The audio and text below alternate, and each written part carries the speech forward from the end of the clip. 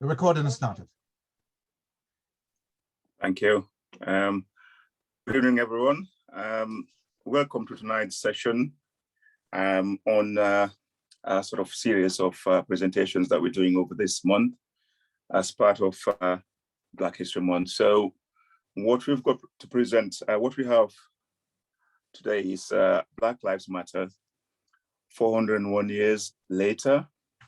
And the session really would be sort of presented in four sort of like phases, really. So firstly, we've got context, which Joe Innes would introduce, and then that will be followed by challenges, which Paige Ashton would sort of present for us.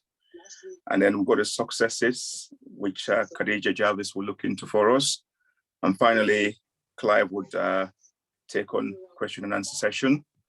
And then we'll just really get an overview of what's going on as well and insights from anybody that wishes to contribute. So assuming everybody that's mentioned is here and ready to go, I'll hand over to Joe to start the process for us today. Thank you.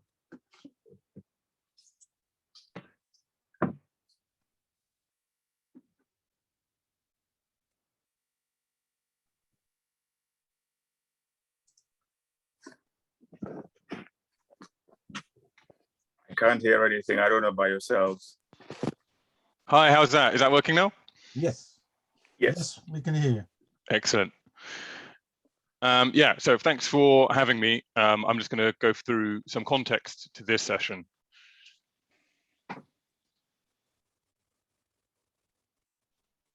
So on the 25th of May in 2020, over in the United States of America, George Floyd was murdered.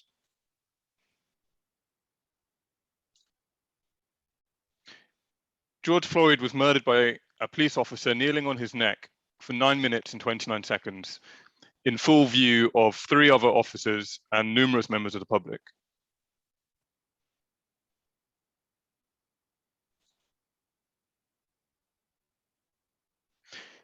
This overtly racist murder was recorded by passers-by on the street and shared a lot.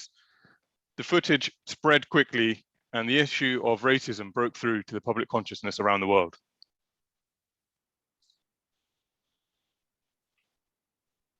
I think for a lot of people, you know, the reality of racism was a new concept. Put simply, those lucky enough not to have directly experienced racism didn't realize that racism was an issue.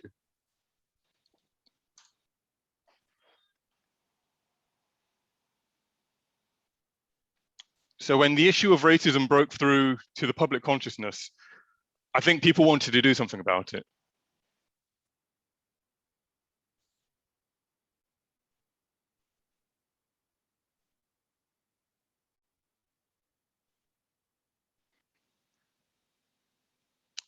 The reality is that structural racism is deeply ingrained in Western culture.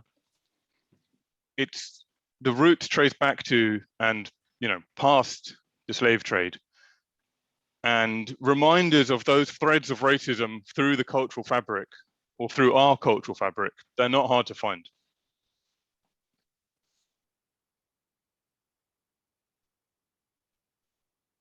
And while it is very satisfying to see the iconography of racism being dismantled,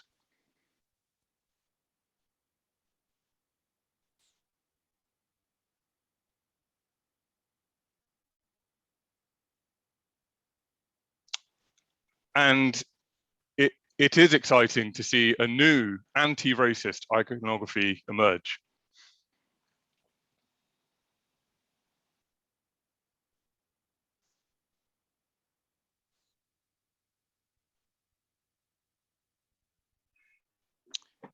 And it is positive to see politicians and those with power make anti-racist gestures.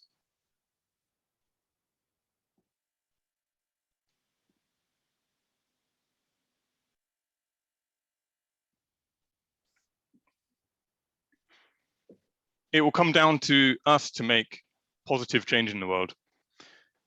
How can we make the connections that will create change? What can we do? And what will we do? And what will you do?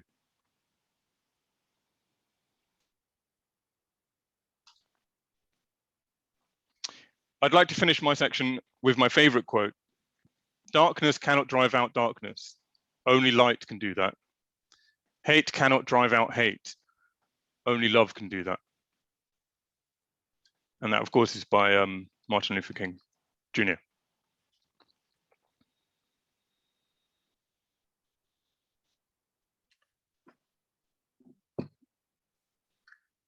Okay. I'll now hand over to, oops, sorry. Go on, Karen. I was just going to say, I'll hand over to Paige to talk about some of the challenges. Thanks, Joe.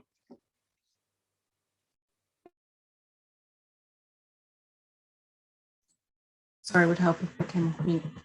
So I'm going to speak about some of the challenges, and I really wanted to focus on the UK and only go over a few challenges because I think we can get bogged down sometimes in the challenges that are faced by Black people rather than looking at the successes that we've had as well.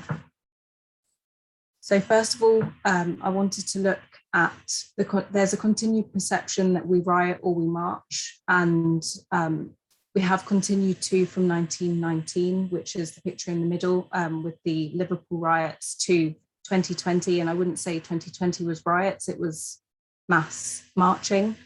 But as you can see also, there's a continued influence on the police. And going on to my next slide, that brings in that the police and how we, how as Black individuals we are seen to be profiled, and more than others are in the UK, and especially Black boys and Black men. As you can see from the pictures, and even when I was going through, I don't think women are profiled as much as the men are, but that's happened throughout history from, so the picture in the bottom right is from after that. I have forgotten the word, but so it's from, but it shows that from the picture, and you can see how old it is, it continues to happen and it still happens today. So then another challenge I wanted to look at is the idea of the mainstream media portrayal. Any Black events or certain Black figures, as you can see Raheem in the corner, are portrayed to have a heavier negative light. So Notting Hill, take for example, there's always a massive focus on the amount of arrests that happen, and there needs to be mass checking by the police as people come in. If you look in comparison to Reading Festival, which happens usually over the same weekend, they actually have the same or more amount of arrests. And so I think it shows that the media portray, I guess, Black people and Black events in a certain way because that's how they think they should be portrayed.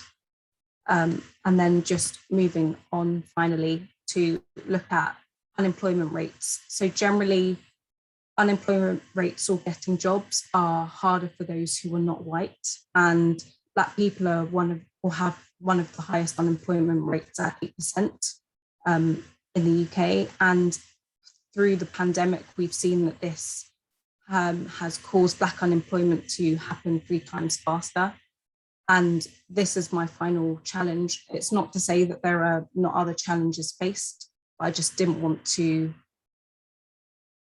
make it a continued impact on, not an impact, but to continuously focus on the challenges we face and rather move on to successes, which Khadija will go on to. Well, thank you so much, Paige. So just quickly, I could literally talk about the successes of Black people for hours, just like the cultural shifts we've had in societies, for example, the impact of the Windrush generation in the UK, to the music genres we've helped to establish from our struggles, our victories, and that has also helped to influence other music genres. And we can't forget the great societies that were created and established before the transatlantic slave trade, sorry. So when researching, I wanted to look at our successes and achievements through 4 different lenses. So first, our academics and our writers. Next, our athletes, followed by our politicians and social change makers and our business people. And I just want to quickly emphasize there could be endless categories with our successes, but I'm trying my best to fit this into some limited time. So yeah, please bear with me. So thank you for this slide page. I wanted to look at academics and writers first, as I said. So to the left-hand side, we've got the 19th century American sociologist, W.E.B. Du Bois, who was a historian, a civil rights activist, author, just to name just a few of his occupations, and was actually one of the founders of the National Association for the Advancement of Coloured People, or the NAACP, as many of you may know it as. And he founded that in 1909. The lady on the top in the pink, that's Kimberly Crenshaw. She's a full-time lecturer and one of America's leading scholars in critical race theory. And she actually coined the phrase intersectionality, which is, the definition is the analytical framework for understanding how aspects of a person's social and political identity combined to create different modes of discrimination and privilege. So a way to look at that is, for example, you might be a Black female, which would be 2 intersections, with a disability, which would be a 3rd. And I was actually lucky enough to see her live pre-pandemic with my friend Vanessa, who's also on this call, and many of you might know. Below Kimberly Crenshaw, we've got Mallory Blackman, who I'm sure a lot of you know, and she's a great children's author and actually held the position of Children's Laureate from 2013 to 15. And I'm sure many of us have grown up with her books or read it to our children, etc. For example, Pig Heart Boy or the Noughts and Crosses series, which I was personally obsessed with. And I think one of the reasons I chose to put her on here is because she was able to put forward the Black voice and the Black experience in her storytelling, which was actually really rare, I found, in young adult and children's books overall. And then finally, to the far right, we have Walter Rodney. I could be being biased here, but he's Guyanese and I'm Guyanese. And he was a Guyanese historian, political activist and academic born in 1942. And he was actually assassinated in 1980. If you have the chance, and if you haven't already, I would definitely recommend reading the book, How Europe Underdeveloped Africa. It's a really thought-provoking piece of work. So yeah, those are just some of our academics and scholars. Paige, if you could go on to the next slide, please. Okay, now on to athletes. Again, this section, you're probably thinking lots of people are missing, but I had to whittle it down to a few that resonated with me. So in the top left, I wanted to start with Jesse Owens, who was the American track and field athlete, and he won 4 gold medals in the 1936 Berlin Olympics. And this was Hitler's Olympics when he was trying to show the Aryan race supremacy, and he actually managed to win 4 gold medals, which is amazing. But despite this, he was actually snubbed after the games, no invitation to the White House, which was the kind of standard there. And he continued to face racial discrimination throughout his career. Next to him, on the top, we've got Diane Asher-Smith, who is the fastest British woman in recorded history, and she's only 25 years old. On the far right, I've got Althea Gibson, who's a tennis pro. And in 1956, she became the first African-American to win the Grand Slam title, which is like the French championships. And the following year, she won both Wimbledon and the US Nationals, and then won both again in 1958 and was voted Female Athlete of the Year by the Associated Press both of those years. Similar to Jesse Owens, however, she did face racial discrimination and hardships on the back of her career, despite her legendary work. I grew up knowing Ade Adedepan, who is a TV presenter and Paralympian, and he was a member of the Great British team that won the bronze medal in the 2004 Summer Paralympic Athens. And the picture at the bottom of the three Jamaican girls, Shakira Jackson, Eileen Thomas Hera, and Shelley Ann Fraser Price. They all performed formidably in this year's Olympics, and they're arguably the greatest female sprinters of all time. And finally, I've got a picture of Lewis Hamilton here, and he holds the record for the most wins, pole positions, and podium finishes, amongst other accolades in his career. And he's also a prominent advocate against racism and for the increased diversity in motorsport, and questioned racism in Formula One. He took the knee before every race he entered in 2020 Formula One season, and is a huge advocate and support of the Black Lives Matter movement. The reason that I kind of wanted to spotlight Lewis Hamilton and Althea Gibson as well is because, to me, tennis and Formula One racing are a bit of like elite sports, and these two Black individuals managed to be the top of their game in both industries. So I just wanted to highlight all of these people. And if we can move to the next slide, please. So next is a look at our successes in politics and social change. So at the far right, we've got this lovely picture of Diane Abbott, who was the first Black woman to be elected in Parliament, and she is actually the longest serving Black MP in the House of Commons. Next to her on the top is Lady Phil, who is a Black British political activist and co-founder of UK Black Pride. She's also an executive director of Kaleidoscope Trust, which is a non-profit organisation that campaigns for human rights of LGBT people in countries where they are discriminated against. And of course, I've got a picture of both Martin Luther King and Malcolm X together. And they were leaders of the American civil rights movements in the 1950s and 60s in their own separate ways. And I was saying to Clive, Paige and Joe yesterday, and I'll run through, I really wanted to have a coloured picture of them on here, because people like to think that the civil rights movement was so long ago, and it's often black and white pictures that you see of that time, when actually colour did exist, and it really wasn't that long ago that these protest movements were happening. In the middle at the bottom, we've got Kamala Harris, who's our current Vice President of the USA. And in that same picture alongside her is Shirley Chisholm, who's one of my personal heroes, actually. And in 1968 was the first Black woman to be elected in the United States Congress. And she had seven terms there, and became the first Black candidate to run for major party nominations in the US. And she was the first woman to run for the Democratic Party's presidential nomination. So that's a huge feat. And this kind of reminded me of like the intersectionality that Kimberly Crenshaw talks of, because it was the 1960s during the civil rights movement. She was a Black woman running for this high, powerful position. So I think she's a huge icon. And then I'm sure you will recognize Barack Obama, who served as the 44th president of the United States from 2009 to 2017. And he was the first Black president of the USA. If we can move to the next slide, please.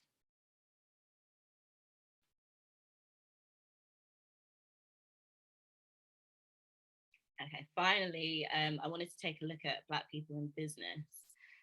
So at the top, we've got Madam CJ Walker, whose hair care line for Black women gained her recognition. And she actually became the first self-made female millionaire in the USA. So not like first Black female millionaire, just the first female millionaire in general. And she's really well known for her philanthropy and activism. Across from her is Sharon White, who is currently the chair of John Lewis Partnerships.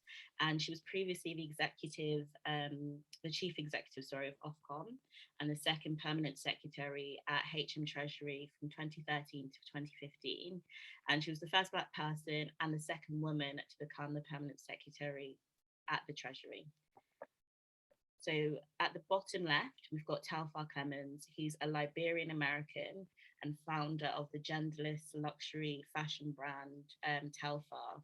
And he's had a huge cultural impact with huge celebrities wearing his brands recently.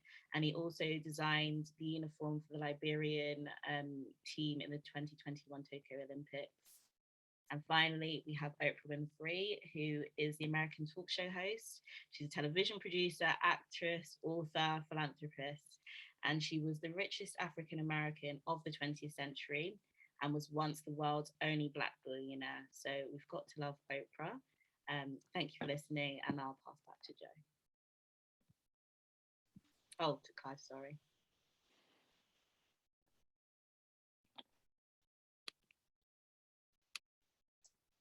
Sorry, can you stop sharing now for me, please, Paige?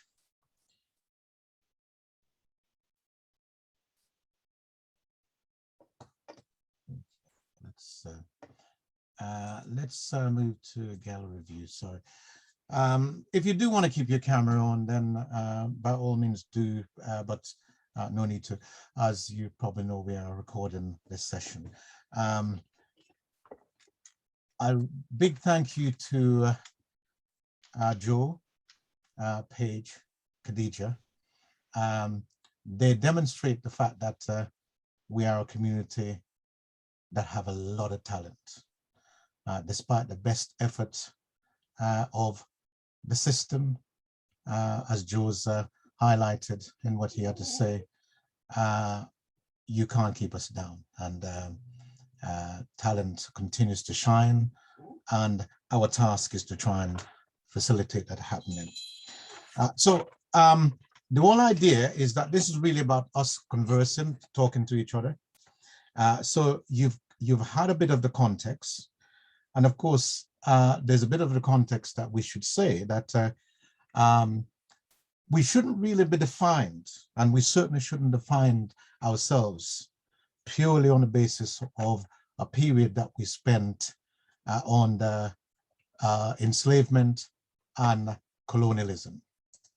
Because actually, when you go back and you look over time, we have a history of success that far surpass whatever may have happened during this period of the Middle Passage up to now.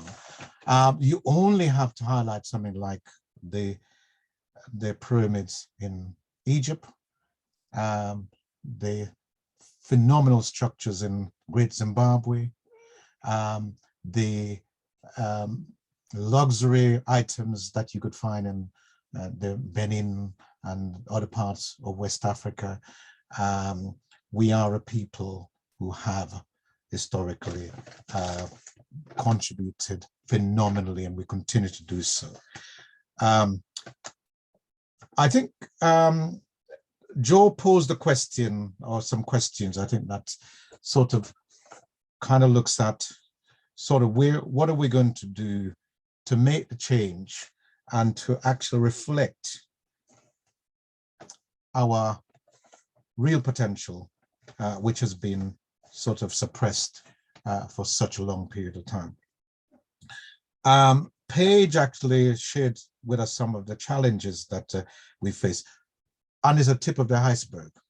And I might want to just ask people to talk about some of those other challenges that exist out there. And then I think I do want us to try and maybe have a look at the successes too, because actually, as Khadija said, she could have gone on all night talking about those. And actually, we do want to focus on the positive. So do people have any comments or any questions regarding the kind of challenges that we face? Because I think it's important to put those out there. So you've listened to the presentations that have been made. I don't want you to limit yourself to that, but you can either use the chat or you can put your hand up, and we can then take some question and answers, and we can have the debate. Really, whatever you've heard, what's most important is what you have to say and your contribution tonight. So anybody want to put anything in the chat or to put their hand up to contribute?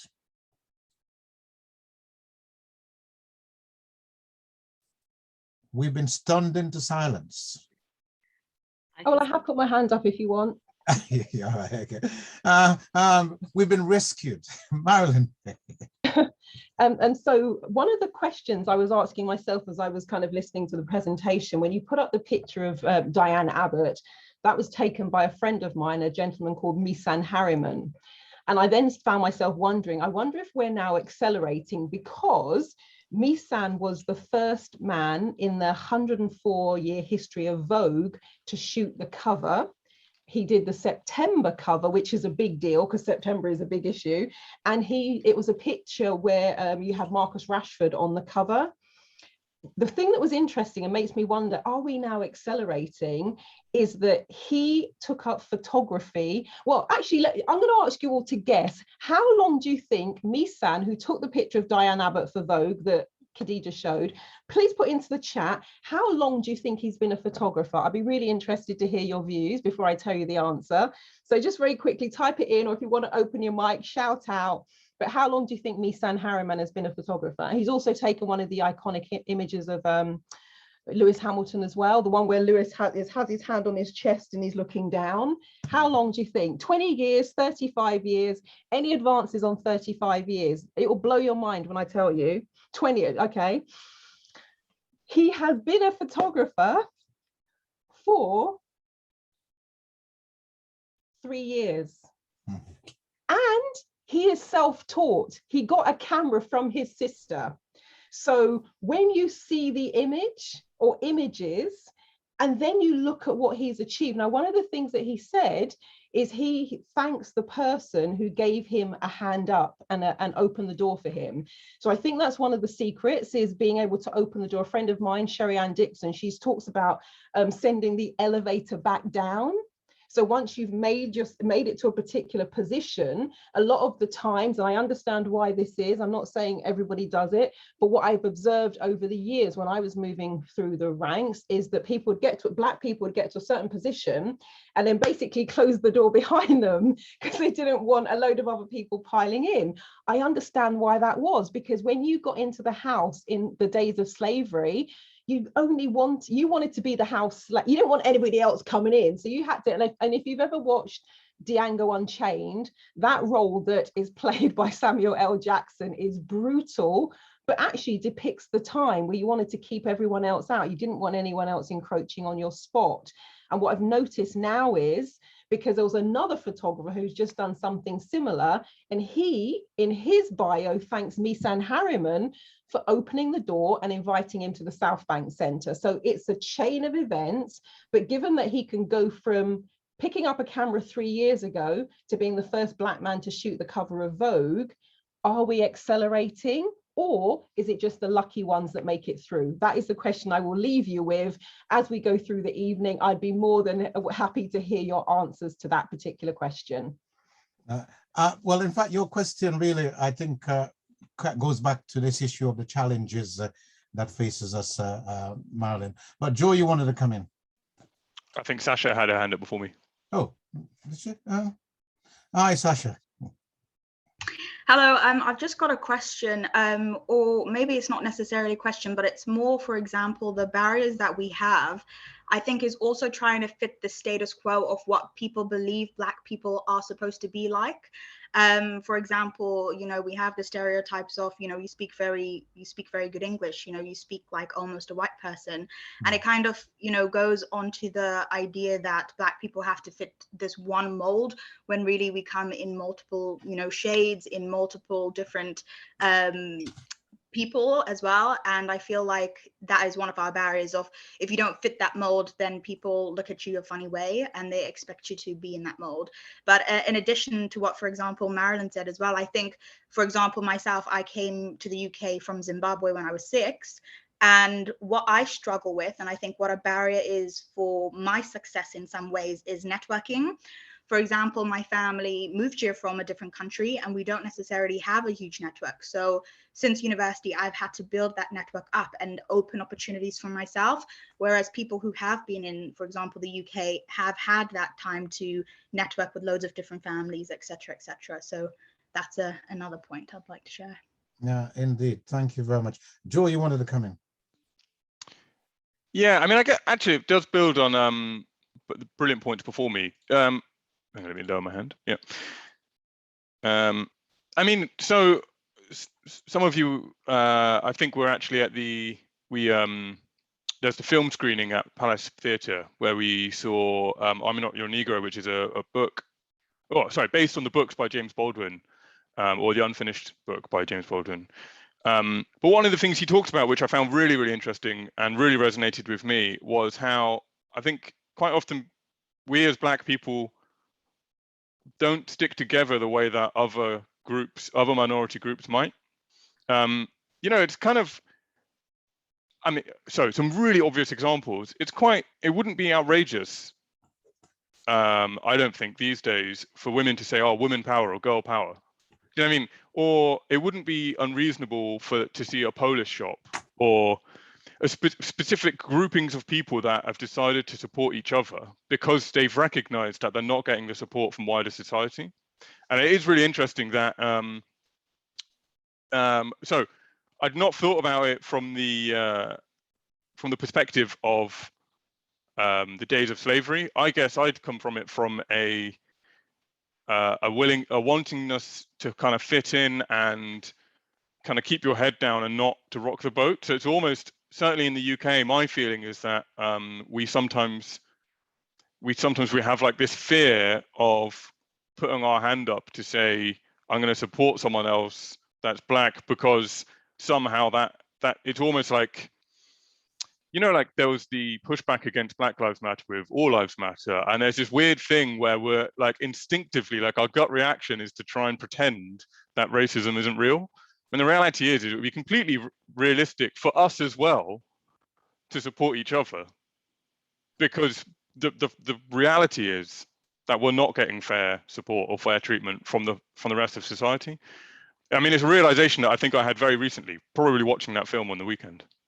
I don't know if anyone else has had any thoughts about that. It's interesting because actually, in a way, your point probably links back to Sasha's point too. I think these things are all an whole issue of stereotypes.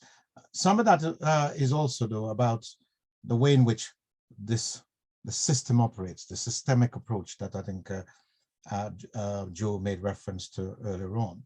And that's created, first of all, these kinds of stereotypes that we have been sort of,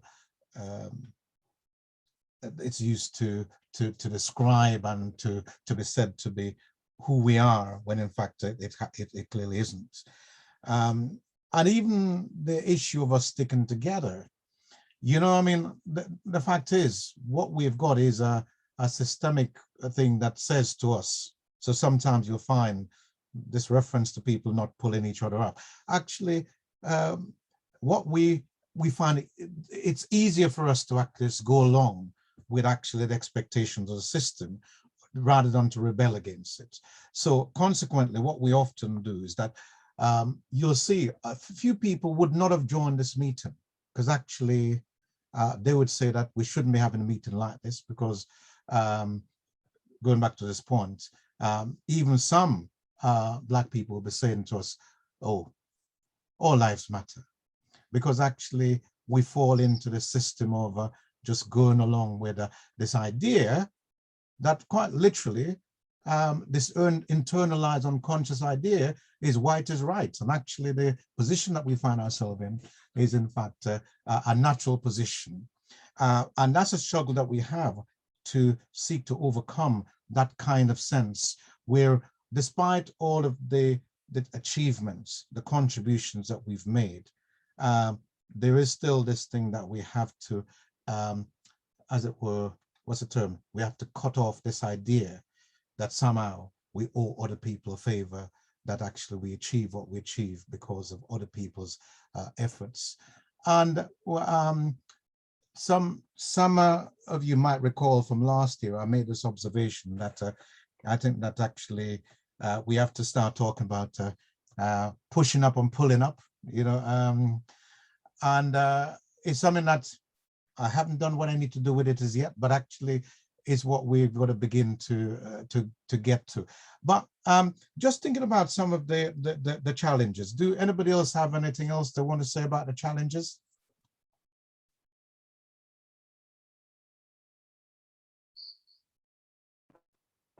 Can I say something, Clive? Yeah. Oh, so yes, Amadou, because I was just reading a point in the chat. Sorry. Yeah. Yeah, I think it's probably, I'm just picking up on the theme that's been said by different contributors. But on the issue of challenges as well, I think I'm going by my experience, and I think Sasha did allude to that. As somebody who has no family in England, I just came here, apart from my wife and distant relatives, I don't know anyone. I quickly observe certain things here, and when it comes to the challenges, it's being brave as Black people to be able to say, you know what, this doesn't work to our interests. So, for example, I give a point where I was in a role with another Black chap. We're working together, and the director came behind me saying, in accounting, you normally will do your end. So this guy was the financial controller. I was like a management accountant, and the director came to me saying to me, well, if you don't want this guy to take over the place, come around this weekend, you and I can work together. And effectively just trying to drive a wedge. And as somebody who has never known anything but pulling together with people of the same color as me, I just went straight to my friend and said, listen, we're just new here, but this is what is going on. So I suggest you go and say to the director that I said, he's asked me to come and work this weekend, and I want you to come in as well, because he's trying to drive a wedge. So when it comes to the challenges, it's being able to really see through them in a way that doesn't really loosen you up to be able to make, because in that manager was getting at, I've seen it in other roles as well. And wherever I go, that's what I tend to do. I mean, a lot of the time in finance, you'll find a lot of qualified Black people, but they'll occupy the most junior roles in the team. And my job normally is to go around when their job's going on, because I interview, I'll prepare this guy saying, come around, go for this role. I'll sit down and prep you. The only thing I tell them is whatever we discuss, don't go around and say, I'll help you. You just go and excel and we'll see where it takes you.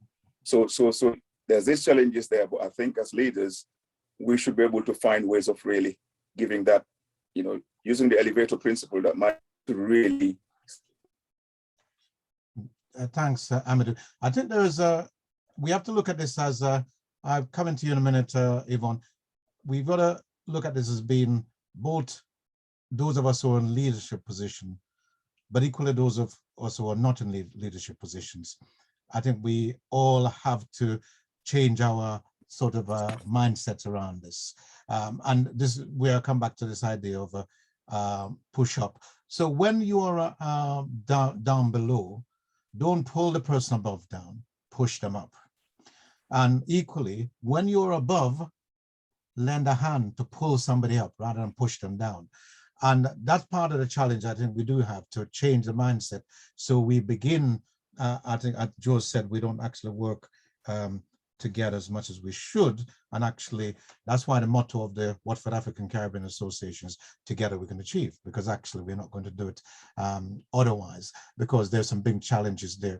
I'd like to maybe to ask people, maybe who haven't said anything to, in the arenas that you've been in and in the kind of work that you've done, what have been some of the challenges that you've seen that has really hindered us, whether they're internal, and that is the way we've behaved ourselves, or external and the systemic things that you've seen? Please just put something in the chat if you can. And if you don't know how to use a chat, there is a little question kind of marked down the bottom of your screen probably, that you can just click on that. It allows you generally to chat. But Yvonne, you wanted to come in. Sorry, Clive, can you repeat the question just quickly? I was saying, so in the kind of internal, external settings that you've been in, work-wise or elsewhere, what have been some of the kind of challenges that you've come across that relates to race, really? Well, that's what we're really talking about, the things that are designed more to keep us down. And as for example, Paige talked about the police, she talks about the media, she talks about unemployment, but actually I would even talk about employment, so what are some of these challenges that you've come across, either you've faced directly or you've seen. Yvonne, you wanted to come in whilst people are doing that. Yeah, just to say that, you know, there's still challenges out there, and our journey, particularly for when I think about our parents, when they arrived here, they spent a lot of time trying to get a roof over our head, the challenges of racism and so on. I think the past year, I've seen a past year or two, a real significant change. And going back to Joe, what he said about working together, the past year, more and more people are working together because of those challenges. So a lot of Black groups, Black leaders, and I can just think about my own profession, which we've never had before, Leaders for Racial Equality, where we have lots of Black leaders supporting each other. That's never been on the agenda before. Whilst in the 70s and 80s, we would be activists going out on the streets trying to get support around multicultural education. It's slightly different now that individuals and groups are trying to build up their knowledge and understanding and will not accept anything less than making changes. So the momentum is really, really good at the moment.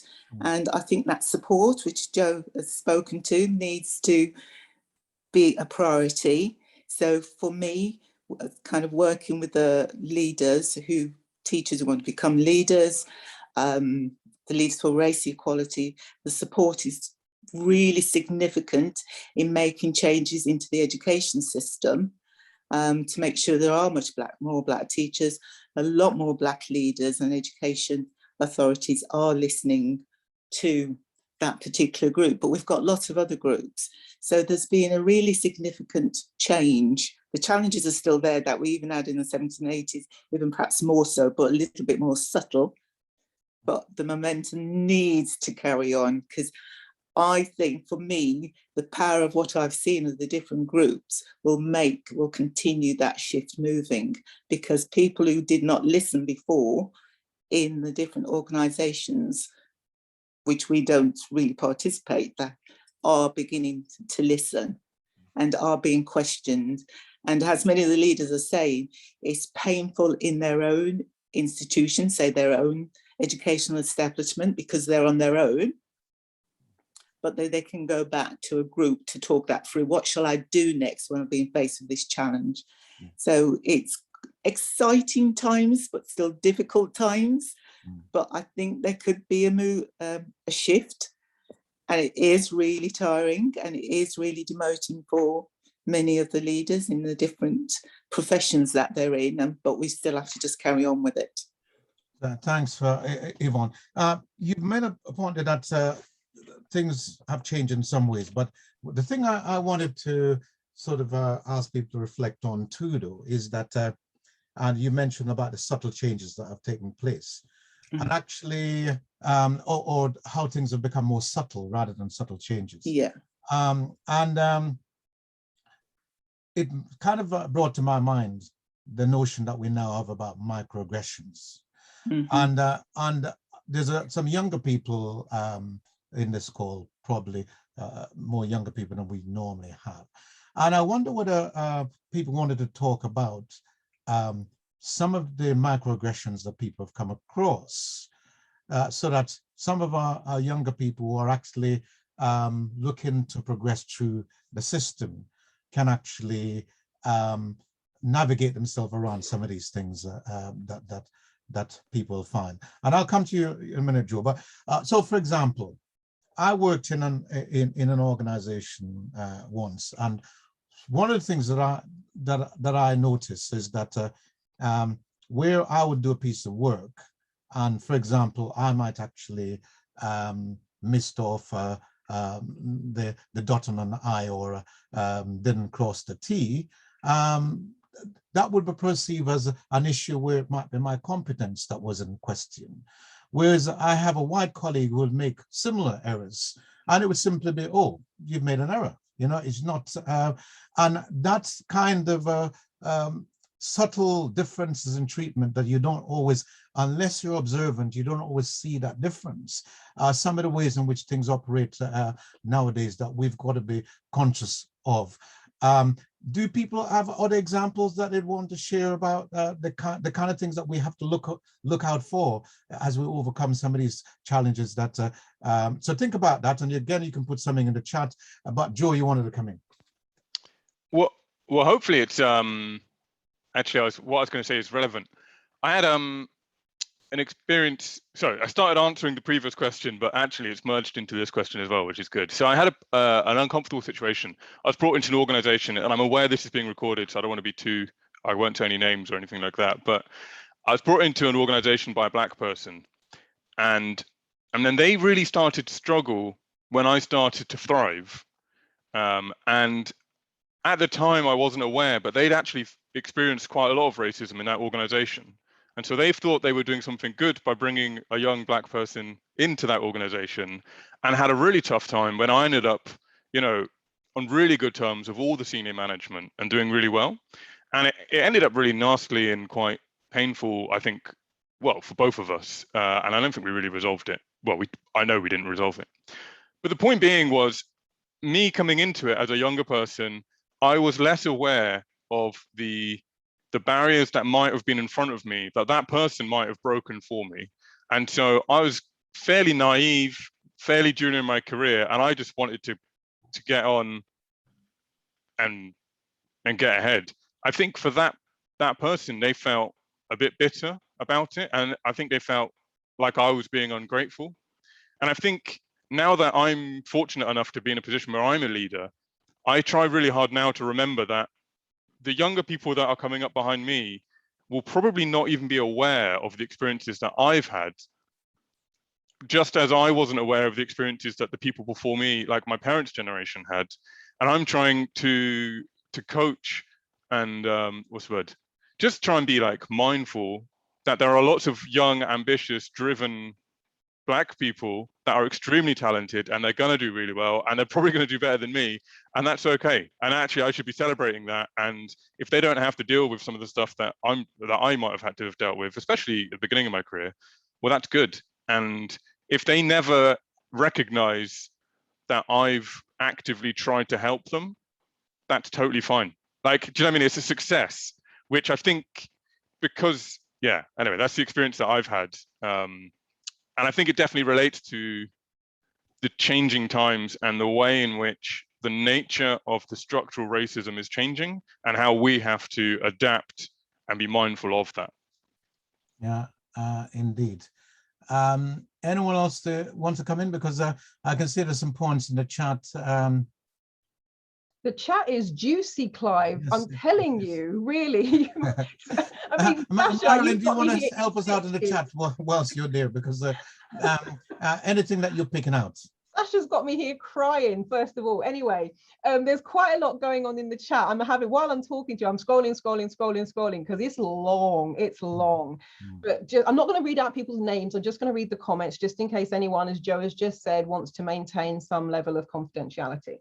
So one of those comments is, intersectionality is so important and should be one of the first steps when looking at whether a policy is actually a fit.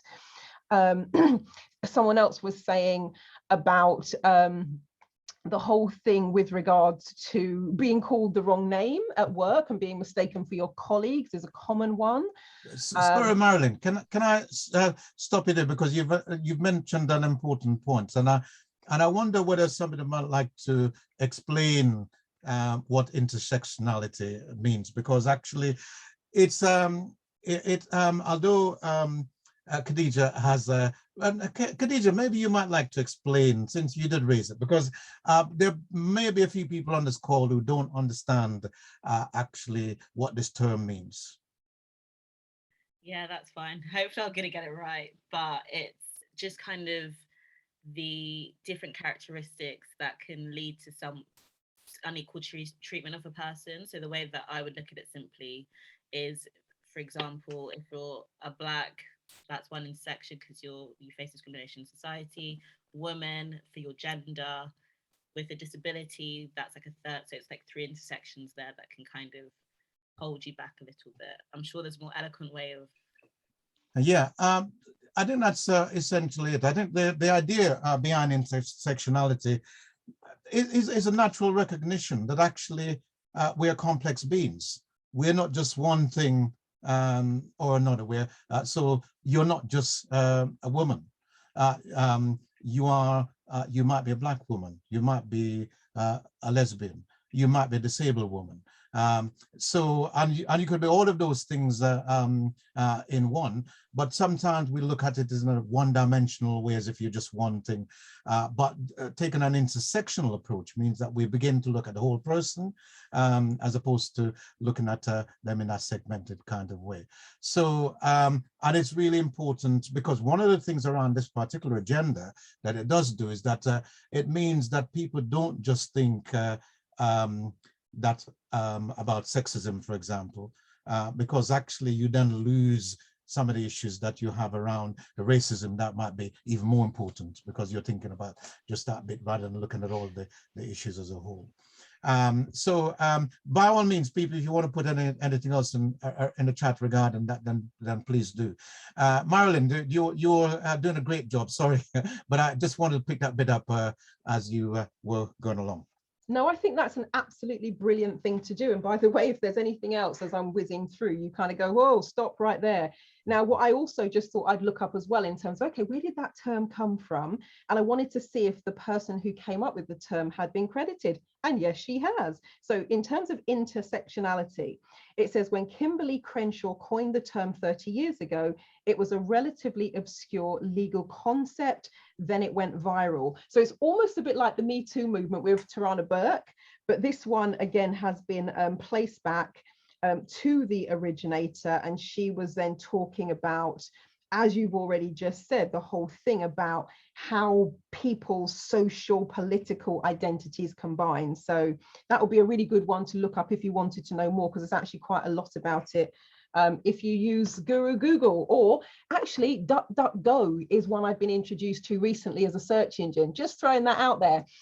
So there was a comment here that says, completely agree. I hadn't thought much about it until I read Why I'm No Longer Talking to White People about Race by Rennie Edo Lodge. I think as a man, I hadn't considered that it would be different to be a Black woman than it is to be a Black man, and that it is to be a white woman and then it is to be a white man. So that's a really good comment, because it's that whole thing about being able to walk in someone else's shoes. There was a comment with regards to my thoughts are that many Black people who were in a position to help over the past years did not, but are now speaking out because we can argue being Black is now very fashionable at the moment. So it's the right thing to do. Someone else has definitely agreed. Someone told me never to be apologetic for your seat at the table, but remain humble once you are there. Now, these are some of the things in terms of, Clive, you were asking about what things have people seen that have potentially held them back. So one of the comments is not enough role models at the top. One of the things I said was the stereotype of angry Black woman or aggressive Black man. Someone else says structural racism and the disinterest in taking responsibility. For example, sitting on a university council meeting. Now, this one was, again, I was like, oh boy. So one person has said in a performance review, the CEO said, not everything is about race. Can you imagine sitting in your performance review and having that said to you? I'm like, really? Come on now. Another, let's say, heard the same phrase bouncing around certain at work situations too, about angry Black woman, angry Black man. Someone else picks up the point, it's exhausting, especially when you're just trying to do your job. And one of the things I know that many of the Black people that I spoke to around the time of George Floyd, they said they're tired. They are tired of educating other people, of seeing this, of feeling attacked over and over again, reliving some of those traumas that they know their ancestors went through. And this one was an interesting one, actually. It says, I had an experience within the NHS where Black midwives felt they were not being promoted by a senior Black manager, one of the very few within the organization. And they said, well, it's not their experience. And my question is, if that was her experience, not if that was her experience, but the question is, why then do staff feel that way? And they haven't got the trust. And so it's that whole thing about the perception, because you might not think it's that way, but if people believe that it is, then it's important to look at what's going on for them. Someone says being called the wrong name at work, or being confused with the other Black woman in the department. And I've said to that one, look, there's a saying, if people can pronounce Tchaikovsky, they can get to grip with African names. So another one after George Floyd's murder was the awkward MS Team's apology for being a bad ally in the past. Another is colorism, which I'm not sure we spoke about here as I came in late. Very good point, and felt really awkward in terms of when people do feel bad, what do you do when somebody breaks down? And someone else is talking about nepotism, recruiting in your own image, decisions made at social gatherings in pubs, labeling, stereotyping as difficult because you raise issues about race, not being seen as knowledgeable and competent in all aspects of management. And we are more involved in grievances and disciplinary procedures, more likely to be exited through restructuring, organizational change processes, and through compromising agreements. So there's a lot there. Let me let you draw a breath there for a bit, because actually I want to pick up again this issue of colorism, because actually, no, it hasn't come up now, but do people understand what that's all about? Does somebody want to tell us what they think that's all about? Because I think it's an important thing to reflect on. Anyone want to talk to us about that? Well, I mean, I can tell you my experience of it would be not feeling Black enough to be Black, but then clearly not being white enough to be white. So basically getting the short end of the stick from both sides. It's something that's been around for a very long time. To be honest, it has been part of a difficulty where we've started looking at somebody's complexion in relation to our community, as opposed to focusing on the real issues. So some of you may have been online the other day when we were talking about whether or not people should use the term BAME and so on and so forth. And this issue of colorism is almost a bit like that, because actually the issue that and the challenge that we have is racism, and we actually end up going into little issues around are you Black enough or you're not Black enough, or those kinds of debates, which is exactly the systemic debate that's we're expected to have, rather than the reasoned and the radical debate that we should be having about our future, which isn't about all of that, because and you can link that with some issues around are you African enough or are you Caribbean enough, and you can see all of these kinds of things that are divisive things that detract from us. So just to reflect on this issue of BAME or not BAME, I said if we're talking about African and Caribbean people, we should talk about African and Caribbean people. There may be a role for using the term BAME, and that role would be, if you are talking about the Asian community and the African community and those other communities that have some experience of racism, then to be honest, if somebody's found a term that's more universally accepted, then I'll say use it. But I haven't come across any that's universally accepted as yet. So we shouldn't get detracted on some of those things. But coming on to the issue of colorism, we really shouldn't be going down that road, because actually that's actually us looking inward in a destructive way rather than looking outward in a constructive way that's going to move our community forward. Did anybody want to speak? Because I see more, there's still a lot of stuff in the chat there, Marilyn. Don't know if you're keeping up, but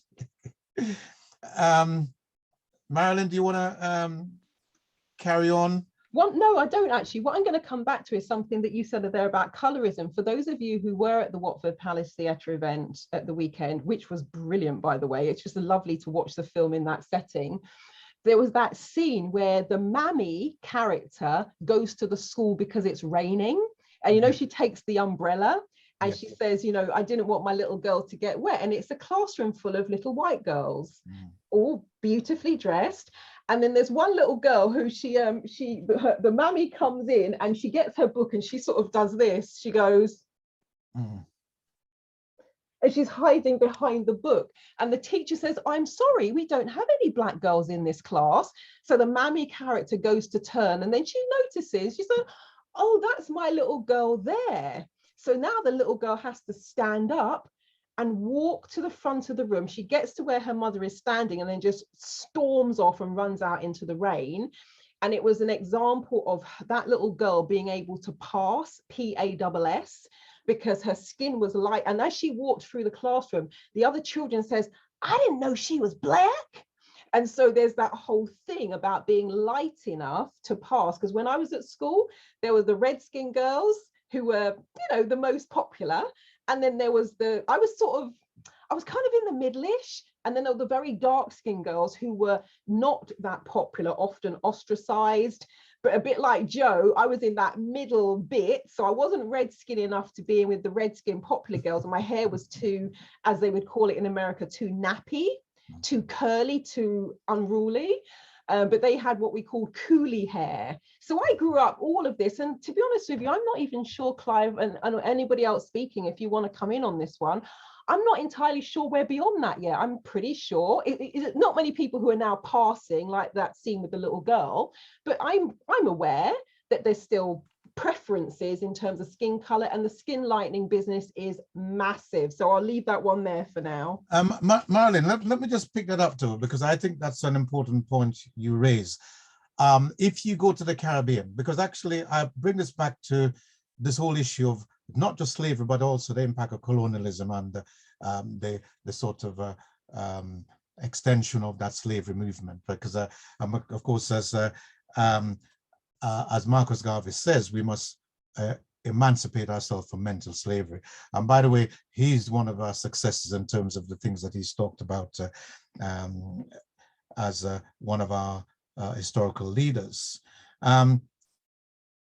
I can remember, and I still see some images of this, where you bring somebody home to your family as a partner, and if that person wasn't perceived to be of the right complexion, then they're not going to have a very welcome. They won't have a great welcome. I think you're absolutely right. I don't think we've actually got past that yet, but that's still part of that legacy that we're having to begin to challenge, and that's what we should be thinking about. That's one of our challenges, to actually get over that. So Sasha, you wanted to come in. Yeah, no, I did want to come in, and I think Marilyn touched on it a little bit, because I think when we talk about colorism, there's just so many like strands to the massive thing. And I always like to, you know, say that colorism is really the sister of racism. And when we look at, for example, colorism, for example, as a light-skinned person myself, I benefit from it. And I know that in some cases it makes a lot of Black people uncomfortable when they say that, because obviously all Black people experience racism, and I experience racism. But I think we all have to identify that it's different because of the color of my skin, for example. And it's still live today, especially when looking at how different types of Black people are treated in the media. For example, look at Diane Abbott, for example. I'm sure if I was a politician drinking a mojito on the train line, I wouldn't be on the front news. But she is scrutinized heavily as a Black politician, especially because of, one, because she's a woman, and two, because she's a dark-skinned woman. And I feel like when we're talking about colorism, we don't really get a chance to really talk about colorism in itself. And I know obviously each Black person has their own experience, as I have my own experience. For example, I have my own different hair texture to my sisters. And for example, we were walking through the what is it called? The airport.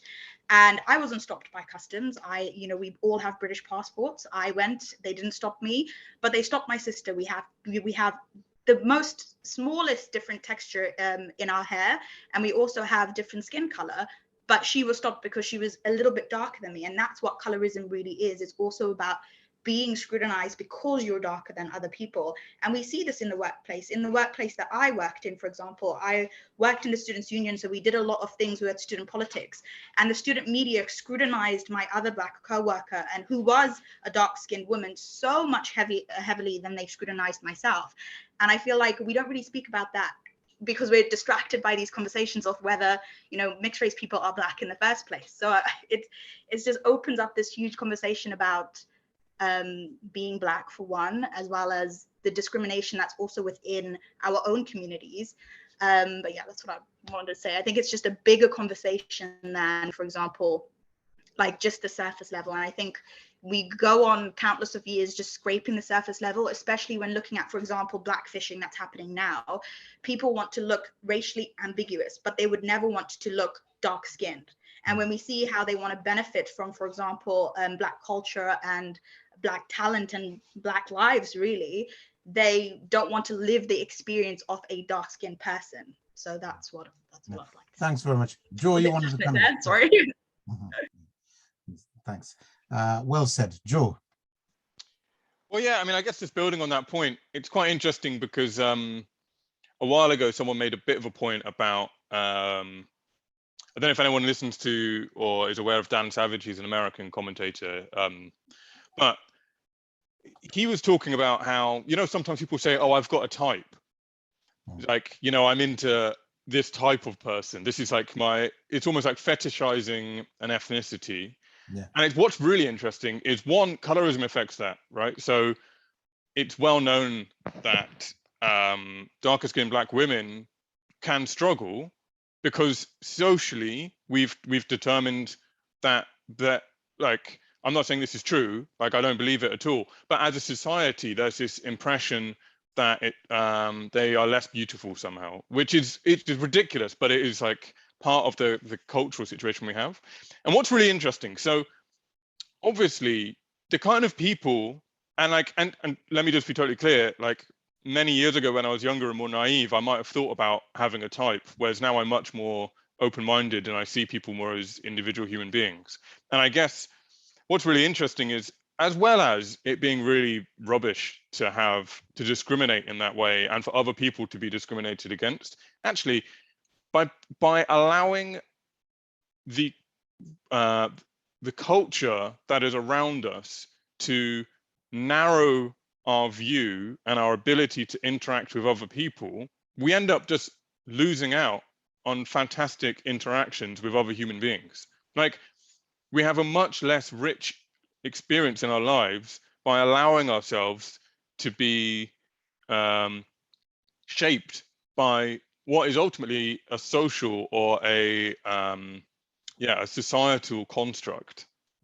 Do you know what I mean? Like, colorism is a nonsense. Like, when you actually think about it, it doesn't make any sense. There's no reason behind it. It's just society has decided that this type of person is beautiful and this type of person is not. The reality is that humans are amazing, and we're missing out on all these interactions by allowing our prejudices to be determined by something. We're just sleepwalking into our prejudices, I guess is what I'm saying. Absolutely, Joe. And I think we could have some additions to that too, because in our community, we also have a challenge where we will be looking at, that person is an African, that person is from the Caribbean, and those kinds of things. As somebody said to me the other day, that person is from a small island. I'm from a big island. And all of these, and I say to people, when Stephen Lawrence was walking down the road, nobody could have guessed, was he African? Was he Caribbean? Was he from a small island? Was he from a big island? All they could see, he was, as they would probably have said, a black bee, and actually, so we got to get over ourselves and begin to start thinking about the fact that actually we really need to change the narratives around this, you know, and we need to begin to be smarter about this.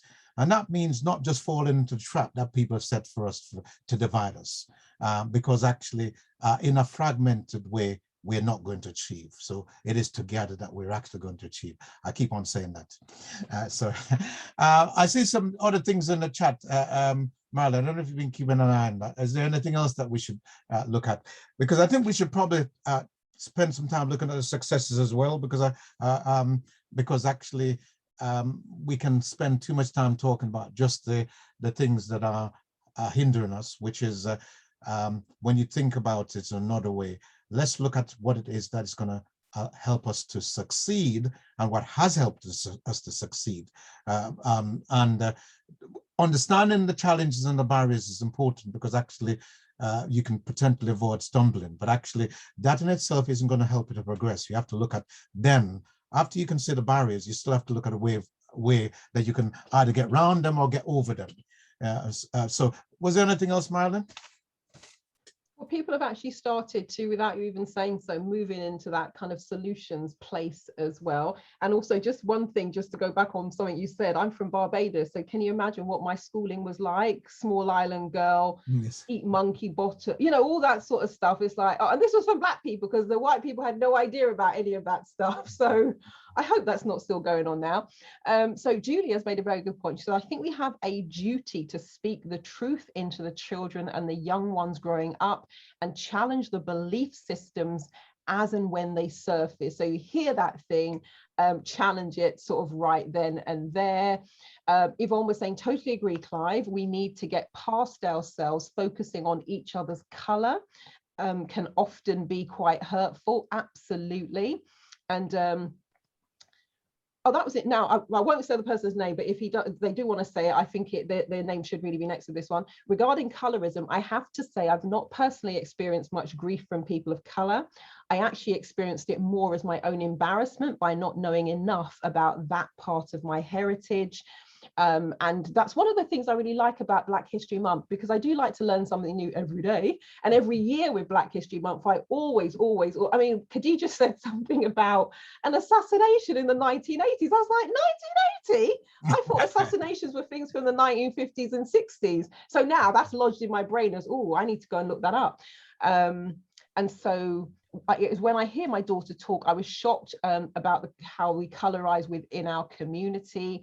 So definitely a conversation to be had there. And someone else saying I'm surprised as well when I read that comment about how common it is within the younger generation. So let's just see, anything else we haven't touched on? Colorism. So nepotism. Oh no, we've done that one. So I think we've covered the majority. If I see anything else I think would be a good one to come back with, I shall do that. And of course, if anyone wants to expand on what you've said in the chat, then please feel free as well. Can I just say though that I don't think actually I'm surprised at all, because actually we have to understand that this is what we are combating is a systemic thing. I have an argument around unconscious bias, if people know or don't know about it, but I think sometimes it can create a confusion where people are consciously biased and then they actually talk about being unconsciously biased. But unconscious bias is real, because actually if any one of us think about and reflect on ourselves, there are biases that everybody has biases. I mean, that's the way it is. But what we have to do is to think about some of these things.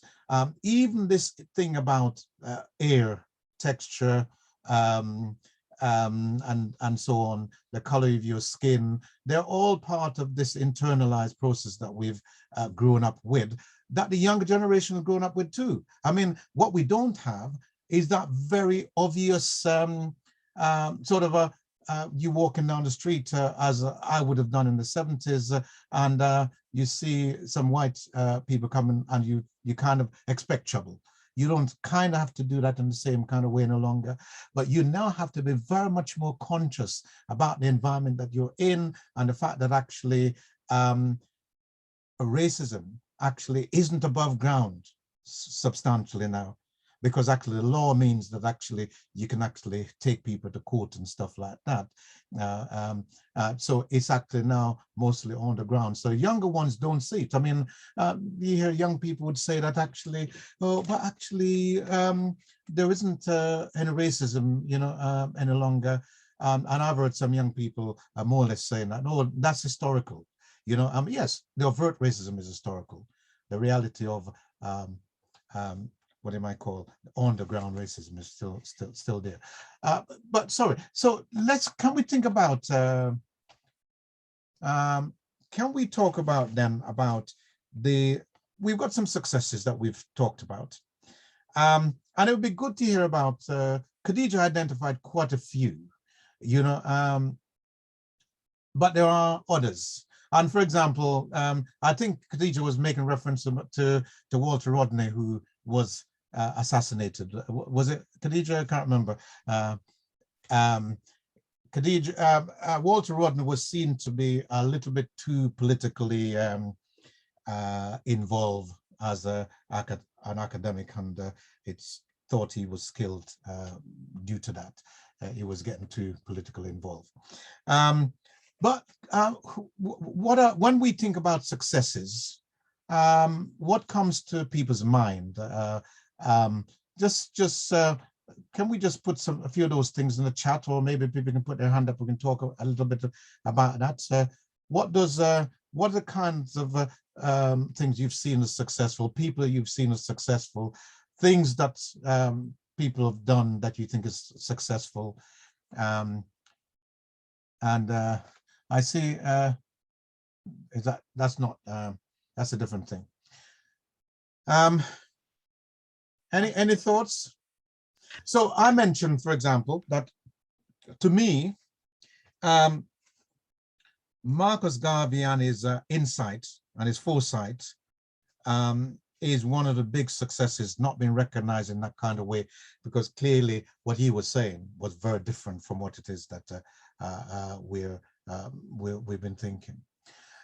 When we think about sort of leaders in Africa, we often talk about the corruption that you kind of hear about in the media, but you have people like, for example, Julius Nyerere in Tanzania, who actually was also a bit of an academic, writing too, but he led his country in a really positive way. The West tried desperately to destroy him and what he was seeking to do, but he held steadfast. There is you have people like Nkrumah in Ghana on the political stage, and of course we have we didn't even go into the field of music, theater, major areas of the arts. You know, some of the scientific stuff that people have done. There is this thing where we often look at the negatives, and actually we do need to look at where we're coming from in order to determine where we're going. But we do need to look at these kinds of things that are positive in our community and try and elevate those too, so that we can learn and try to as it were, follow the footsteps of those successes. And I see somebody's put in that we've actually seen an increase in Black businesses. That's true. Yes, Sasha, you wanted to come in. Yeah, I just wanted to come in on terms of success. I think we may be caught up in talking about like grand success in terms of like policy change, or for example, like famous people. But I know that, you know, for example, there's Black people in this call that had graduated university, and that's a huge success. Or people getting new jobs, that's a huge success. So I think like when we're talking about successes as well, we also have to celebrate the small ones, which some people might think, you know, are not as grand as, you know, obviously winning a gold medal at the Olympics. But, you know, on a local level, it's still something that we should keep celebrating, and never be discouraged of saying that, you know, as an individual, you are proud of yourself. And yeah, you're doing great. Excellent point, Sasha, which gives me an opportunity to to celebrate a bit of success that we've had. So actually, we've got at least 2 people on this call, or graduates who are also graduates from our supplementary school. That's one of the things that people sometimes look at, the things that the little things that we do and don't always appreciate it enough. And I know I've seen some of the feedback that we've had from some people who have been through that process. And the whole idea behind that was still this idea, together we can achieve. And we've actually, I don't want to call people's names out, but we've got a number of people who have gone on to graduate and so on and so forth. But beyond that, I mean, there are a number of businesses that we've got locally that have done quite well too. And there are people who continue to make a difference on a daily basis locally. And one of the things that we want to do actually in due course, Joe and Khadija and others are here, is actually we want to try and celebrate some of those things in the next few months. We actually want to highlight some of those achievements and call them out. Some of you might be aware that I wasn't awarded an OB in 2017.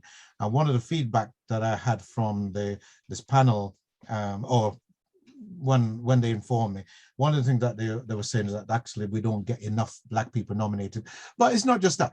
To be honest, I think we have to start with celebrating here what people are doing and big our people up for doing good things, and other things will follow too. So anybody else wants to come in? Sorry, apologies, I just realized I wasn't muted while I was typing, so it might have been background noise. I think sometimes, well, so I just have to say, completely agree with Sasha's point. Really, really solid. You know, I think sometimes we frame success in terms of money, and you know, I think one of my frustrations, I absolutely love music. You probably can't see behind me, I've got loads of instruments and stuff. Like, I'm absolutely love music, and one of the frustrations that I have is that success in music for Black people is so often around misogynistic rap music, which is really basically what society would deem as an acceptable face of Black success. Do you know what I mean? Whereas actually, I think we need to form our own definition of success.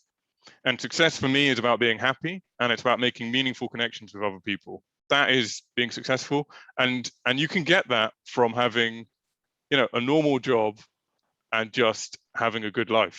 Do you know what I mean? Like, that is success. And so when I want to think about the role models that we should be putting in front of our children, it is literally just normal people. They are like, that are successful. That's the success, is normal people that are happy, and they're not like being defined by some kind of negative stereotype that's popular in media.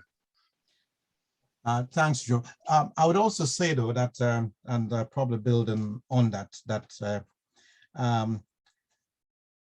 your personal success is not the only success that is important. I have arguments with people at times about the fact that when you, for example, work with and for your community, you're also working for your personal success. And if people take one thing away from this conversation, is looking at other people to do it, and being a bystander is not the way to make the change. And no man or woman is actually an island. So actually we have to look at how we can collectively make a difference. The fact that you're all on this call tonight is indicative of the fact that you probably agree with that concept anyway, because that's part of why you're here having this conversation. So, I mean, look, let's see. And Clyde, there is one other thing I just wanted to add to that, and kind of building on what Joe said and almost taking a step back. It was a few years ago, ended up at a family reunion lunch. So relatives over from Barbados, woohoo, go Barbados, and relatives from the United States and us here in the UK. And we were just sitting talking, and my cousin said, well, you know, I was talking about some challenge. She said, well, Mark, call on the ancestors. And in that moment, I realized, I said, do you know what? I says, I rarely ever do. I said, I'm calling on angels, calling on spirit guides, calling on higher self. I said, it doesn't occur to me to call on the ancestors. And I said, let me tell you why that is. Because when I think about that term, the ancestors, they struggled. What am I going to be calling on people who are hanging from trees for? That was where, when I said to myself, I said, let me just break. I said, give me a moment. I need to think about why is that? And the honest response was, they struggled so much. Why would I be calling upon the ancestors? Even as I said the words to her, the other part of my brain clicked in and says, hold on a minute. Look at the strength and the determination and the perseverance that it took to make that journey over, number one, and to survive intact and still be alive at the end of it, and then to live through all of that and then go on to produce the next generation and the next generation. So it was a massive reframe in my own head, all of this dialogue going in my head while I'm over lunch. And then I said, okay, I've got it now. I said, this is why I didn't even notice, you talk about unconscious bias, etc. That was one of the ideas that had just gotten into my psyche. I think I was a little bit scarred by watching Roots in the 1980s. And I didn't realize that had seeped into my head. And I saw that as a negative thing rather than the strength and the power that resides in that just living. And then when you think of your parents coming over, no blacks, no dogs, no Irish, imagine walking down the street and just seeing that in windows where, you see something advertised, you turn up all happy and then slam, that just goes up. So I'm just like, I got it all wrong. I didn't realize that I was overlooking the power and the strength that it actually took just to be alive. Thanks, Marilyn. Khadija, I know you want to come in, but I just wanted to check, because actually we've been talking for quite a while, and there's quite a lot of people on this call who have not said anything. So can I just say, is there anybody on the call who would want to say anything about anything that we've spoken about? Let's just open the floor up before I bring Khadija in for say something, anything whatsoever that you might want to share with us. Just unmute if you have anything that is that you'd like to say, no matter how simple, because nothing is too simple. Anyone? Yes, Harold. Good evening. Hi, Clive. Can Yes. you hear me? Yes, we can, yes. Yes, I've just kind of, first of all, thank you. I've been listening in the background and, very interesting conversations, lots of different topics being covered. And I was just on terms of what two people before was talking about calling on our ancestors, because during difficult times in my life, in organizations, on the streets, wherever, growing up in Notting Hill in the 60s, having come over as a young person and, what's going on during the 60s. And during those times, watching Roots, becoming more conscious really about Africa before slavery and colonization, and just how rites of passage and how great and magnificent some of the practices that there were there. And so whenever I find myself in difficult situations in organizations or elsewhere, or difficult meeting or whatever, I call on my ancestors to give me strength to face whatever's going to come out of that meeting, and for people to be receptive to gain the good outcome. And so that's kind of a strength in itself, I think. And the other point which someone made was also about role models. And again, I've done quite a lot of work with Black workers forums and groups in different spaces and places. And in contrast, whenever I'm in a room with a group of Black people and we talk about the people who have influenced you in your life, and who, I'm talking about Black, Asian people, and yes, you get Nelson Mandela's and Mary Seacoles and so forth, but people talk about their mothers, their fathers, their grandmothers.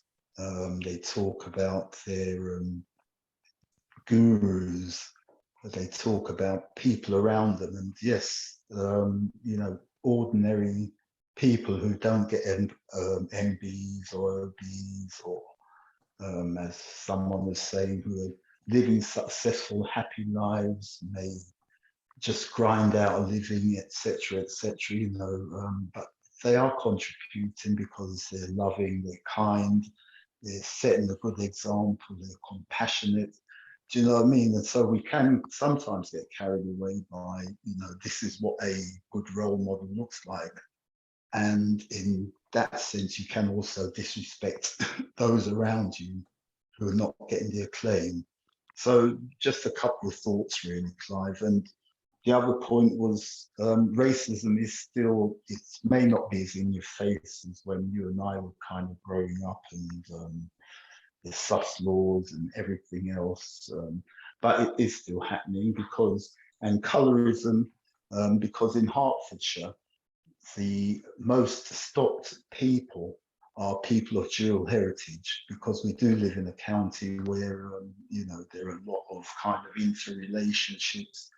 And if you look at this data around stop and search, you can see that people of dual heritage, one black, one white parents, lighter skinned, whatever, are the most stopped people in Hertfordshire. So just a couple of thoughts from me, really. Thanks, Errol. Anyone else before I bring Khadija back in, who hasn't spoken as yet? Amadou, Oh, sorry, I see you want to Clive, come in. Sorry. All right. Clive, sorry, one more thing. Racism is very alive on social media. Yes, it indeed. may not be as in your face, but it's very alive. If you're a young person on this line, who are on your more near the beginning of your journey than your end, then you're at the end. Errol makes a point that you really have to be very conscious of. It's not going away. Okay, so anybody else wants to come in before I go to Khadija, who's not spoken as yet? Okay, so Khadija and then Amadou. Yeah, no, I just wanted to say, firstly, the Roots point. My mum made me watch Roots a few times in my childhood and adulthood, so I understand the trauma of watching that film. But again, so much like that ancestor and calling on to them. I really love that point that you made there, Marilyn.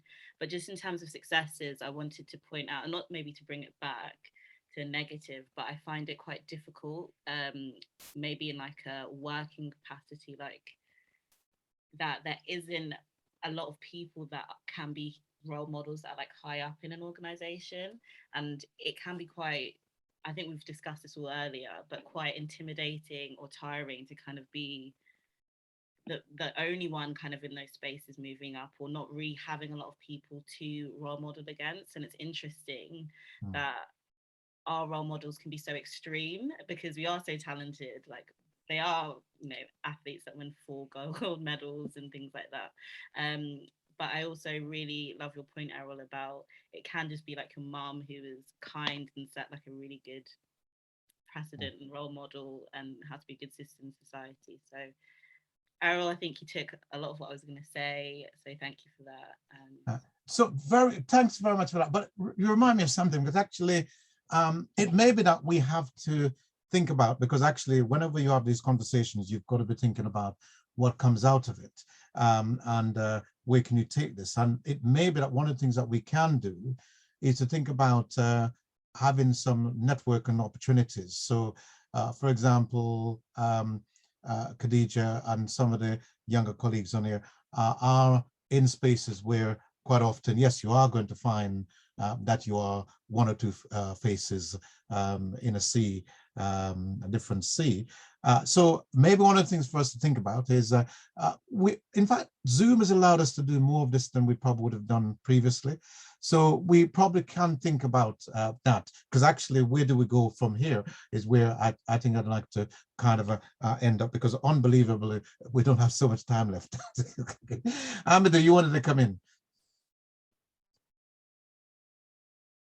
Just wanted to touch on a point that I mentioned about ancestors. From my experience, that's pretty common, but I'll tell you an experience I had.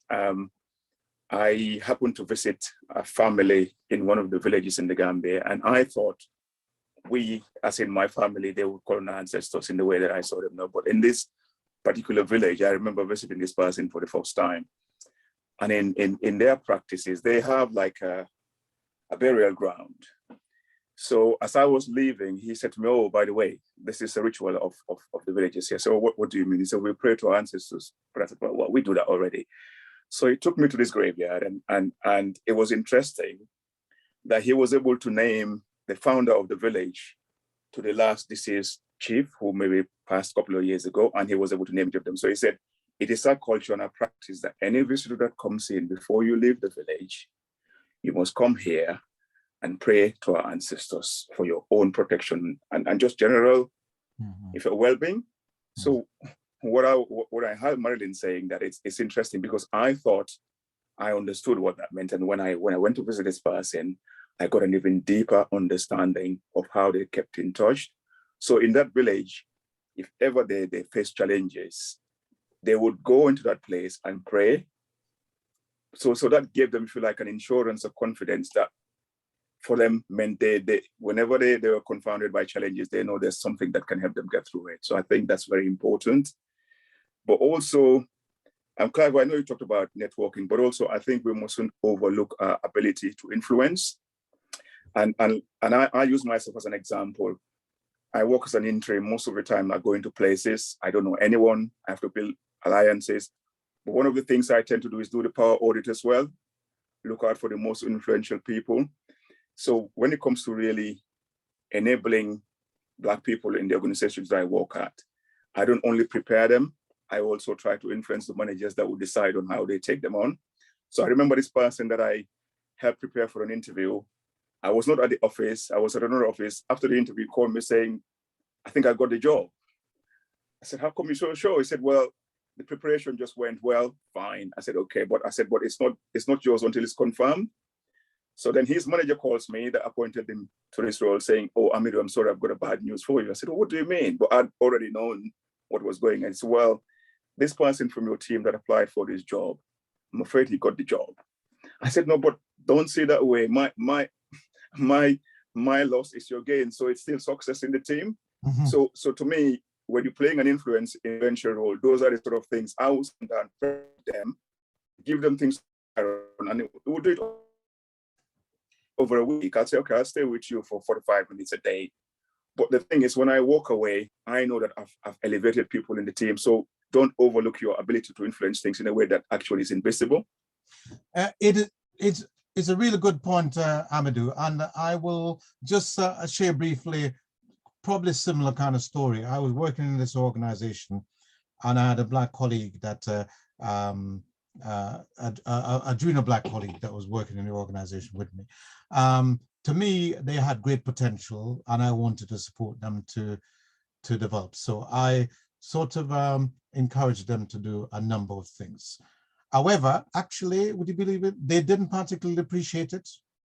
They kind of thought that maybe I was being, it was a female colleague. So when she thought, "No, maybe you were being a man, you're trying to do that, you're trying to do this, you're trying to do that."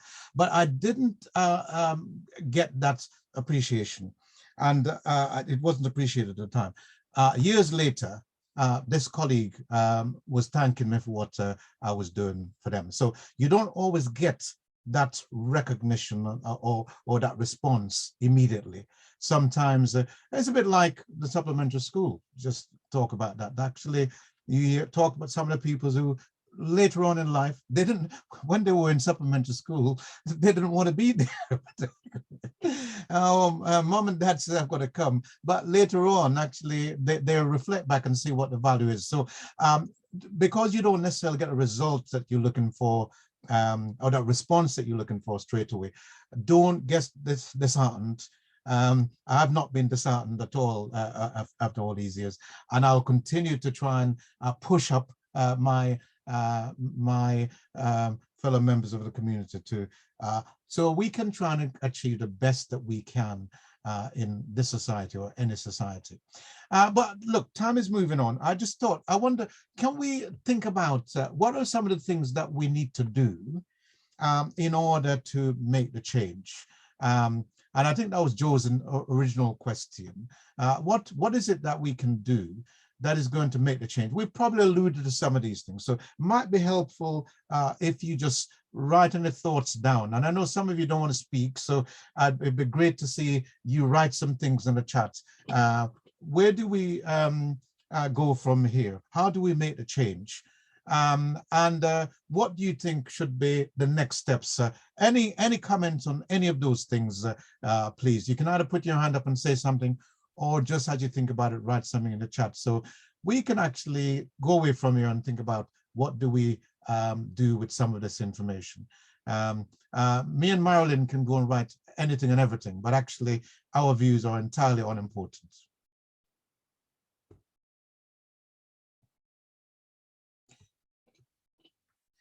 Amadou, did you want to come back in again? And Joe wanted to come in too. Joe, you want to? Joe, please. I mean, I guess one thing that we can all do. So I don't know. With lots of people, they have their cameras off, so I don't know what ethnicity people are in front of me. But one thing we can all do is we can be proud of who we are, and we can refuse to be ashamed of who we are. We can forget all of the negative kind of impressions that we feel from the society that's around us. And I think what's really important is that we own our story and we share our story, and we make sure that people realize that actually, you know, the future is ours to create for us. Like we don't need to be apologetic about who we are. We can be confident in ourselves and our own story. I think that's really important, and it's something so simple, but it's something that needs to be repeated again and again. That, you know, not to let external forces pull us down. We have to believe in ourselves, and we can support each other, but it's got to come from us believing in ourselves and telling our story and engaging with other people about ourselves with confidence in our own abilities. That's something we can all do. That tiny little bit extra belief in yourself. That's what I would ask. Anyone else? As I said, the chat is there. Please use the chat if you wish, if you are able to do so. Okay, so I'm going to say one of the things that you can do is to join together with others to actually make the change.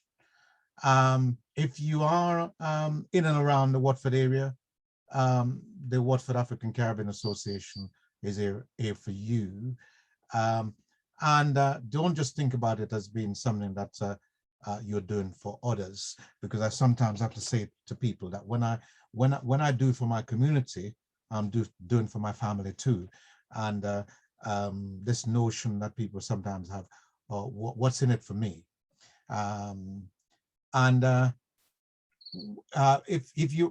If you're asking a question, you're asking the wrong question, because actually it isn't the question that you really want to be asking.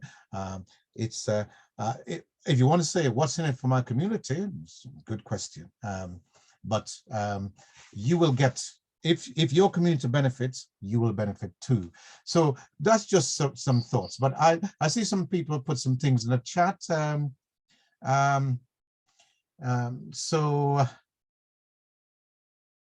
Okay. It's a lot. If you're reading what I put, I've just put six things off the top of my head. Okay, so please, other people who have not spoken, if you can, just put a word in there, anything whatsoever, because your voice is just as important as anyone else's.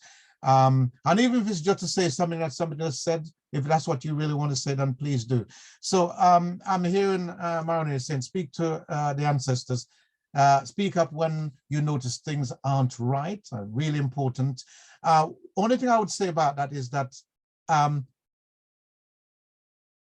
finding different ways to speak up is not the same as not speaking up. So it may be that in one situation you'll speak up in one way, in another situation you'll speak up in another way.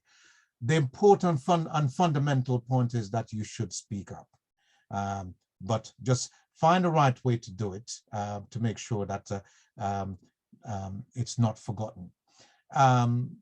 Great point around make sure that we celebrate our success and we kind of encourage each other to succeed.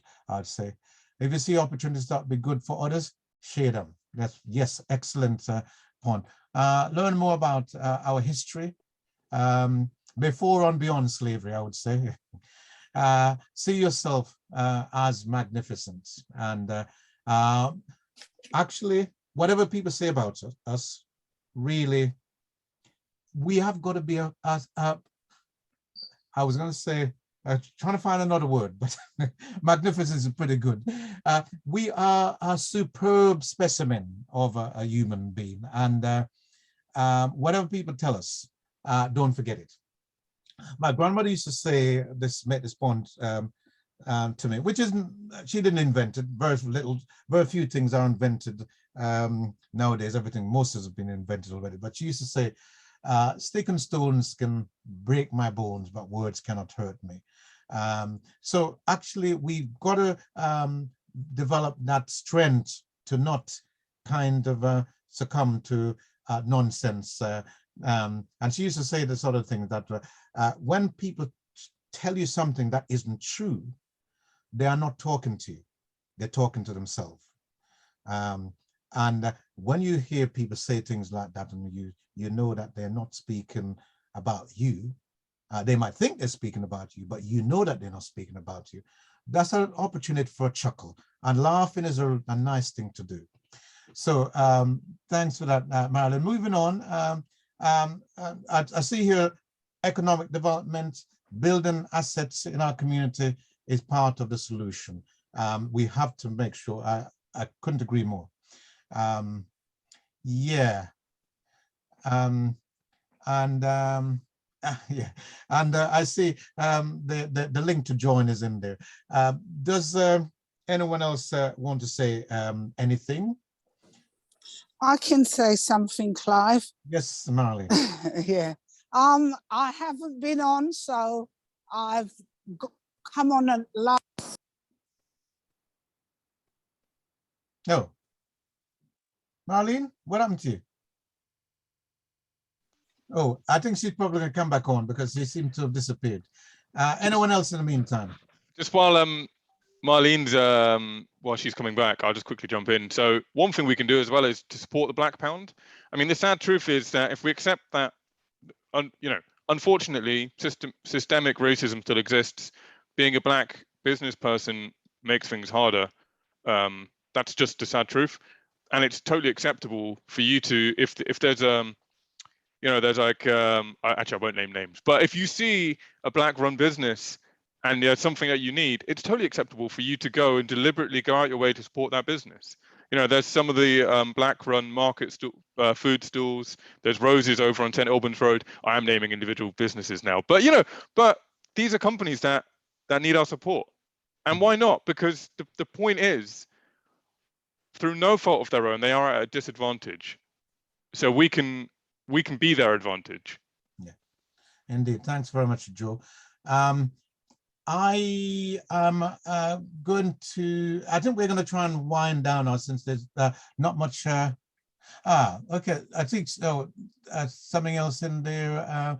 We're truly powerful and magnificent. Sometimes we relinquish that power too easily when we are the experts. Absolutely right, Errol, well said.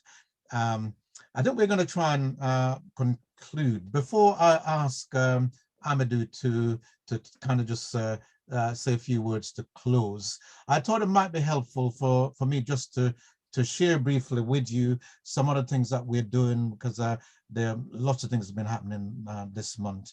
So I'm just going to, I think it's in the chat, but I'll just share this with you so that we can tell you what's coming up next. So we have got another event coming up on Thursday, which will be live and online from, I believe, somewhere in Luton on Thursday.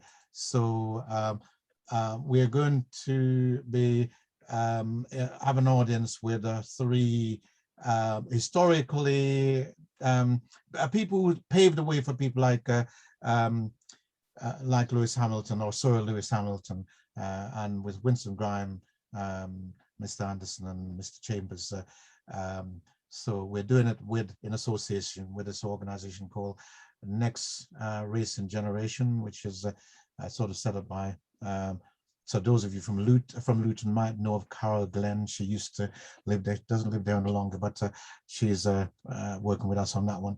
And I don't think Zora is online tonight, but there is one of our members has established this soul-to-soul connection to try and bring, I think she says, melanin-rich men and women together. And she's going to say a little bit more about that and see how we can engage with that if you're in a position to want to use that kind of opportunity. And of course, there's a real, coming out of this conversation, I think there's really important conversation that we're going to be having on the 26th of October, because actually part of the solution to me is for us to engage in decision-making processes. We say that democratic process is here, and Marilyn is with us at the moment, and we've got some other people who are going to be with us. And I know Yvonne is on the line, and if Yvonne is still with us, Yvonne, I'm hoping that you might be able to, I've not had a chance to speak to you, I'm hoping you might be able to join us because there's a particular angle where I think you've got some expertise. So I'm going to give you a call, or you give me a call, and we can talk about that.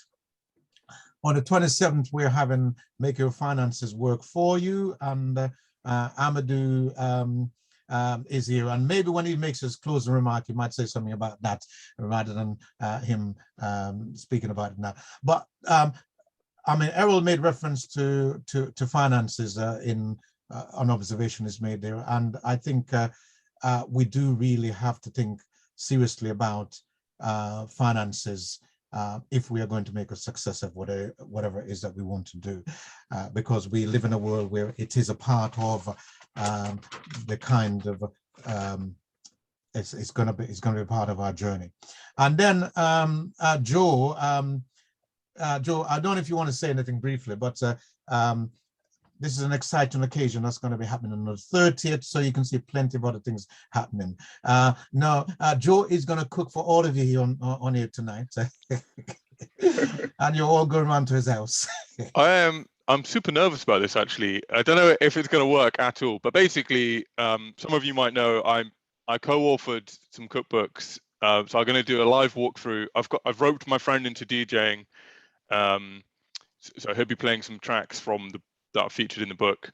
The books are so they're kind of like each recipe is based on a pun from a famous hip hop star, and then we commissioned lots of artists as well. So each recipe has an artwork that goes with it. Anyway, do join; it'll be good fun. I'll try and I'll show you how to cook some of the recipes. We'll play some music. It should be good fun. Okay, and finally, to close off, we do have on the 31st our Black History Month family quiz. So please sign up for that. There aren't any prizes, but it's going to be good fun. So please. So you can see lots of things going on. It's about how do we come together as a community, and these are all. It's all about that. So let me stop sharing, and I'm going to, first of all, I'm going to, before I come to you, Amadou, I'm going to ask Khadija, Paige, and Joe, if you have any final words that you want to, as you were the main presenters this evening, before I hand over to Amadou to close. One thing I'll very, very quickly say, on the website as well, a lot of the events where they've been recorded, there's a videos page where I've been trying to keep it up to date. So I've been trying to add the videos on there as they go. So there's a link to, so if you miss any of the other events and you see something that looks really good, we've had loads of good events. Also last year, there were good events as well. So they're all on there.